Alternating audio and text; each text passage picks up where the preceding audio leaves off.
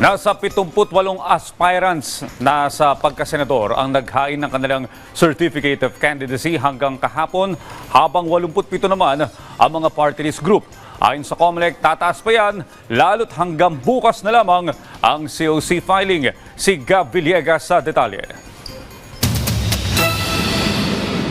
Sa ika-6 na araw ng filing ng Certificate of Candidacy at Certificate of Nomination and Acceptance, iba't ibang mga personalidad at party list group ang formal na naghain na ng kanilang kandidatura para sa 2025 national and local elections. Unang naghain ng kanilang kona ang party list group na Pinoy Workers Party List na pinangungunahan ng unang nominee nito na si Franz Legaspi. Sa mga tatakbong senador, unang naghain ng kanyang kandidatura ang mga awit at abogado na si Jimmy Bondoc sa ilalim ng Partido Demokratiko Pilipino na pinamumunuan ni dating Pangulong Rodrigo Duterte.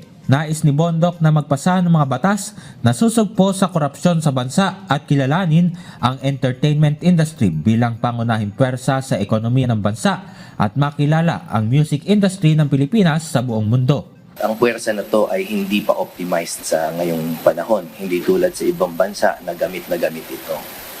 Sa Senado, of course, ang kapangyarihan niyan ay mag-concur sa mga treaties. We can encourage the adoption or the creation of treaties para po tayo ay magkaroon ng pag-ugnayan sa ibang bayan and to exchange talent and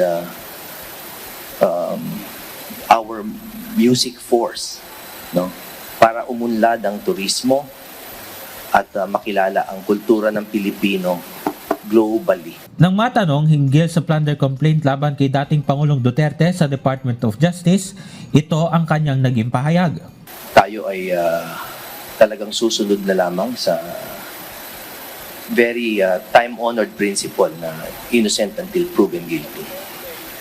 At ako na po, bilang kaibigan niya, ay sigurado naman na ang lahat ng ginawa ng ating nakaraang Pangulo ay the best interest of the people. Naghain rin ng kandidatura sa pagkasenador ang indigenous people na si Junbert Gigayuma. Nais nito na magkaroon ng representasyon ng mga katutubo sa Senado at pagkakaroon ng tribal court system na kahalintulad ng isang Sharia court. Dito sa Pilipinas, meron po tayong Sharia court. Pero ang tribal court sa Pilipinas, wala po tayong circuit courts na kung tawagin. Mas marami pong IP sa buong Pilipinas. Nasaan po ba ang tribal court system ng mga IP? Naghain rin ng kona ang P3PWD party list sa pangunguna ni dating COMELEC Commissioner Rowena Guanzon.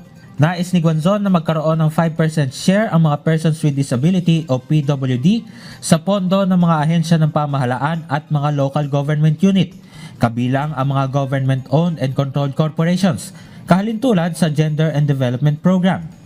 Nang matanong tungkol sa pagharang sa pag-upo ng P3PWD ngayong 19th Congress, ito ang kanyang naging pahayag. I was not able to sit because of the personal venganza of Cardema. I'm the one who paid the highest price for supporting Leni Robredo. And you all know that. Ngayon gusto na nila ako ipakulong. Sa tala ng COMELEC, aabot na sa 8 ang bilang ng mga naghain ng Certificate of Candidacy sa pagkasenador kahapon, kung saan aabot na ang kabuuang bilang nito sa 78. Aabot naman sa 87 ang kabuuang bilang ng party list group na naghain ng kanilang kona magmula noong October 1, kung saan sa bilang na ito, 13 ang naghain ng kanilang kona kahapon.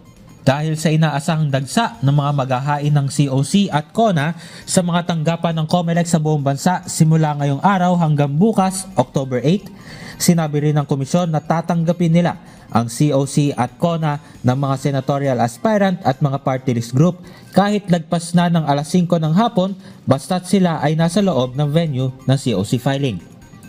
Gab Humilde Villegas para sa Pambansang TV sa Bagong Pilipinas.